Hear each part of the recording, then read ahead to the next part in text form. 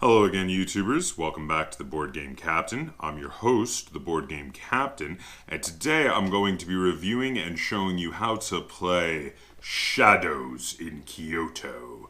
Now, Shadows in Kyoto is a little two-player kind of abstract strategy game that feels very much like it's based on the classic style of the game Stratego, but with a new twist. And this game takes place in a mid-1800s alternate world Japan, where espionage forces are fighting it out to steal information from each other. They each represent two different organizations that are attempting to seize political power in Japan. Now, the game was published by Emperor S4 Games. It was designed by Wei-Min, and the illustrations were from Maishili Chan. I'm going to show you that there in the middle of the box there.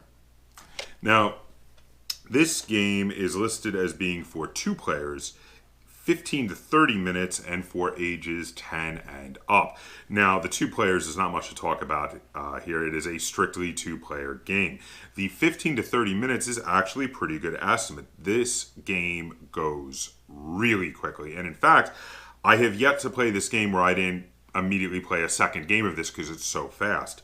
The ages 10 and up is probably a pretty good estimate, might even be a little bit of an underestimate because there are some things that are a little advanced in this, but I think a 10-year-old versus another 10-year-old would be fine in this game. It's just that versus someone older, they might have a bit of an unfair advantage because there is a bit of complexity to the strategy and tactics here. Now let's have a look at what comes in the box. So the first thing we have is the board. Now the board is quite tiny. They've managed to fit this game in a tiny little box, but it is also quite nice. You have all these different structures with different colors on them, and you also have an area which shows you and reminds you exactly what pieces your opponent still has, because when you capture one of their pieces, you put it here and you can see what they have left on their side of the board. Then we have the rule book. Now this game actually comes with rule books in Japanese, Chinese, and English, though of course I only need the English one. And it is fairly well done. It explains everything in full color. It shows lots of diagrams. And generally speaking, was fairly easy to understand. I would say this is a fairly good rule book. I don't really have any major complaints with it. There were a few areas I did have to read a couple times. It might have been a little bit of a translation issue. But once I got the gist of it, there was really only one ambiguity that stuck out to me, and I was able to figure it out. So this is a fairly well done rulebook. Now the next thing we have here is a little sheet that has all the different characters on it and a little bio for them. This is just a bit of fluff, no actual game use, but you know, a nice little extra thing that they included in with the game here. Then we have the actual characters. Now this is an interesting thing because you get to pick a character either from your side or there is one neutral character, and the characters have asymmetrical player powers here. So as you can see here, it is shown in symbology here, but also if I flip it over, it actually has the ability written there. Now you pick one character to represent you, and you get to use their power during the game. Then we have some quick reference sheets here. Now these are quick reference sheets specifically to the special items, which are also asymmetrical, that either side might have. These are a optional rule, but are really cool, and once you start using them, I don't think you'd ever opt out because these are really fun, where you get to use these special items, and through the game, you start out with them not being able to be used, but when you lose certain agents during the game, you get to flip them over and then use them each once, and they have some really cool abilities. Now the next thing we have here are the meeples. Now the meeples are wooden meeples. They're a little overly intricate in regard to the fact that rather than just make them look like a standard meeple, they had to make them look like little geishas, and it came with stickers. Now a lot of people don't like the whole comes with stickers and having to sticker your own meeples. So I did want to draw a little bit of attention to this. I don't find it too hard to sticker one's own meeples. I did have a slight quality control problem with only one of my meeples, but as I have not heard this from anyone else online, I do not think this is a systemic problem, and the issue that I had was an easy fix. I was able to fix it by puttying the meeple and then repainting all the meeples that side so they still match. The meeples themselves aren't bad and they look fine, but again, you do have to sticker them. Then we have the final bit of components, which is the cards. Now, the cards here come in a few varieties. So first we have, these are special tactics cards, which when you have some of these, they allow you to make special moves, which it shows you on it exactly what the move is, and they have a clarification in the rule book of exactly how those work. Then we also have cards that have specific colors and names of those type of spaces on the board on them, which allow you to move into adjacent spaces of that color. Those are the cards that are used, those two varieties are the cards that are used most often during the game. We also, though, have a separate deck for the other player of those two varieties of cards, because each player gets their own deck. And then we have these special item cards, which are two-sided. On one side are in full color, on the other side are in black and white, to show when they can and cannot be used. And again, you have a set for each player of their special cards. So that's a look at all of the components that come with Shadows in Kyoto. So now we're going to head over to the table. I'm going to show you how you play this game, and then I'm going to come back and I'm going to rate it and review it, and we're going to get a second opinion from Lynn. Okay, so here we can see a setup for a game of Shadows in Kyoto. Now, I do want to draw attention to the fact that we are playing with both of the optional advanced rules, and that is because Lynn and I felt that they were so fun that once you started playing with them, you would never opt not to play with them.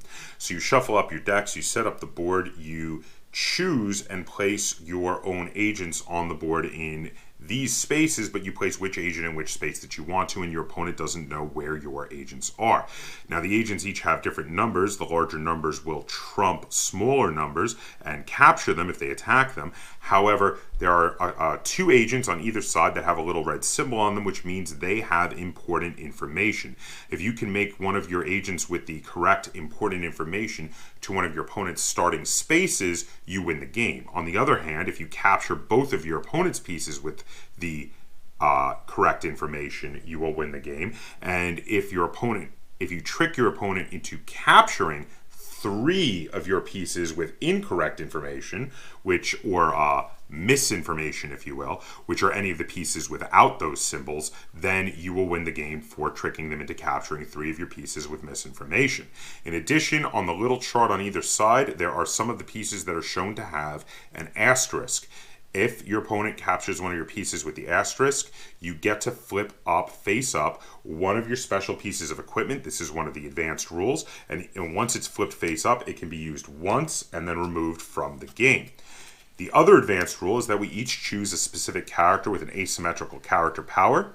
Mine is that when using a non-wild location card to move into a space, I can, instead of discarding it, put it back in my hand. Every turn you play one card, move, and then usually discard it and draw back up to a full hand of 6 cards. We start with 2 tactics cards and 4 location cards, but you can draw from either deck when drawing back up. And when moving, you must move forward. So this piece could move to any of these 3 forward spaces, either straight forward or diagonally forward.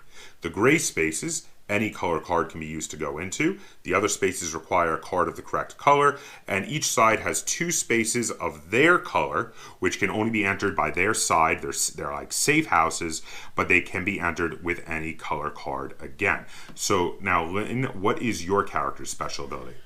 When I move one of my agents into a space that contains another one of my agents, I may instead move over that agent to the next space. So you get to leapfrog them. That is a very cool ability. So why don't you start us off with the first play, and we'll show how this game goes.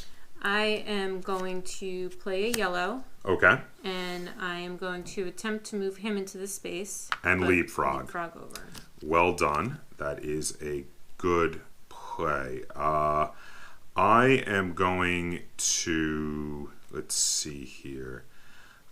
I'm going to play a green to use this card here to move up to this wild space, and I'm going to use my ability to take the card back to my hand. So because that is the special ability of my character, and that's it for my turn. I'm going to play a blue and move that guy into the blue.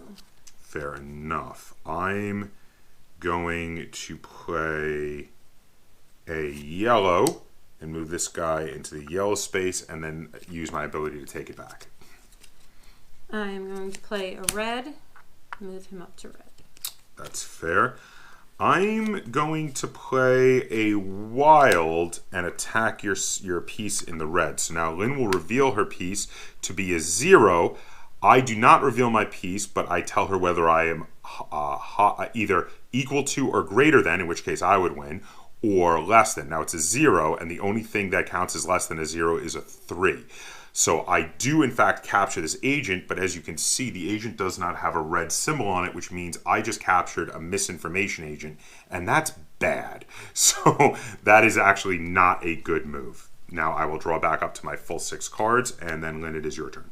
I am going to play a blue card, move him forward. Okay, so I am...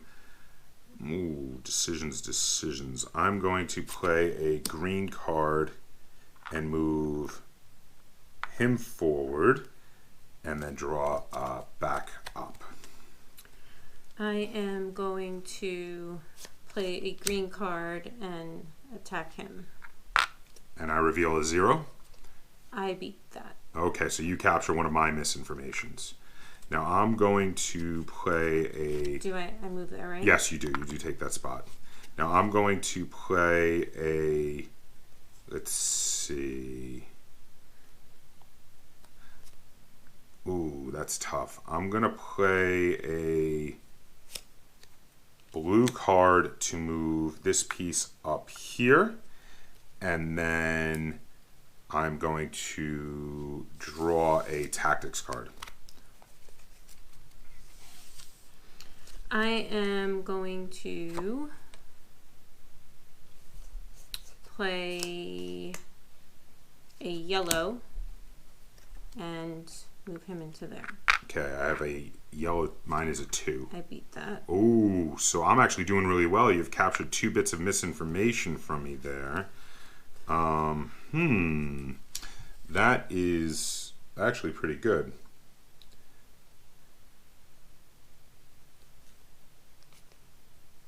Okay, I'm going to, let's see here. I'm going to play a yellow card and move this piece up there. And then I'm going to take back the yellow card with my ability. And, oh, I forgot. Did you capture any of mine with the asterisks? You did capture 1, so I'm going to flip up my bulletproof fan. And you took. I took one of yours also. We forgot, so you might want to flip up one of your cards as well. Okay.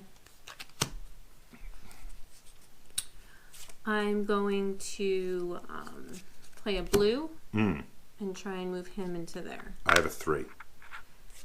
You beat me. What did you? Oh no, but it's another misinformation. Oh. Oh boy. Oh boy, oh boy. All right, I'm going to play a yellow and take it back with my ability, but to move this piece there. I'm going to play a green and move him over there. Okay, I'm going to play a blue and move him there and draw another card. I'm going to play a wild and move him there. Oh, very good. I'm going to play a yellow and attack him there. Okay, and I did in fact capture him and move into the location. And the tiebreaker on that is that moving to the location is the winner. So I actually would have won this quick mock game. Of course, it doesn't really count as a victory because this is just an example and we were playing very quickly. But now you can see here, this is how you play a game of Shadows in Kyoto. So again, you can win either if you get your correct information into one of your opponent's starting spaces, if you capture both of the correct information pieces from your opponent, or if your opponent tricks you into capturing 3 misinformation agents. So now we're going to head back and I'm going to talk about how this game feels. I'm going to review it and rate it, and we're going to get a second opinion from Len. Okay, welcome back. So that was how you play a game of Shadows in Kyoto. Now, this game obviously has its roots in Stratego. There's no getting around that. You have to talk about it. There's a lot of similarities between this and the classic game of Stratego, but there's also a lot of new twists here. The asymmetrical player powers are fun. The extra equipment that again is asymmetrical between you and your opponent. The bizarre tactic of being able to trick your opponent into capturing certain of your pieces that'll make them lose. I mean, you know, in Stratego, yeah, you have the bombs, and you can trick your opponent into taking one of your bomb pieces and just losing that one piece. But in this, you've got misinformation, which if you trick your opponent into taking the right pieces of yours, the right agents of yours, they just lose the whole game. This game plays a lot quicker than Stratego, and you use a lot less pieces. And even though that is the case, the strategy and tactics feel bigger and more complex than Stratego, but in a tighter, smaller, quicker package. And in addition, the interesting element of using the hand management in a way like resource management for being able to plan out your moves ahead of time, because you can only move somewhere if you have a card that lets you move there, is also another very interesting element. And the multiple ways to win. I mean, in Stratego, you win because you capture the opponent's flag. In this, you can win by making your opponent lose. You can win by moving one of your appropriate pieces to your opponent's side of the battlefield, or you can win by having captured your opponent's pieces that they could have won by moving to your side of the battlefield. So there's 3 different ways you can actually win this game. And I quite like it. I do have to say, I've still yet to win this game. I keep losing at it. But that being said, I do enjoy it. And you know what? That really is the sign of a good game, when you know you still enjoy it even though you keep losing. And for all those reasons, I will play this game anytime someone asks me. So I have a feeling this is going to be a game that Lynn and I are going to play over at the coffee house a lot. So I give Shadows in Kyoto 7 out of 10 stars, because I will play this game anytime someone asks. I'm going to ask to play this game in the future, and I quite enjoy it. I think this is a really good, quick, lightweight 2-player game. But different opinions do matter. So let's get a second opinion from Lynn. Lynn, how many stars out of 10 would you give to Shadows in Kyoto? 8. Now, the main reason I don't win at all in this game is because Lynn keeps kicking my butt at this game. And that's why she gave it an 8. She really likes this game. The strategy in it really clicked with her, and she thoroughly enjoys it, which is why it's a good thing that I'm willing to play this game anytime someone asks, because Lynn is probably going to be asking to play this game a lot in the future. So there you have it. 7 stars from me, 8 stars from Lynn. This is definitely a 2 thumbs up review from us here at the Board Game Captain. We both really enjoyed this game. If you have any question, comments, or concerns either on Shadows in Kyoto or this video, be sure to put them in the comments down below. And if you enjoyed this review and tutorial and you'd like to see us do more like it, be sure to give this video a like, share this video, and if you haven't already, please subscribe to the Board Game Captain. That's Captain spelled with a K on YouTube, and hit that little bell icon on YouTube on my page so that you will get alerts every time I upload a new video. And until next time, game on.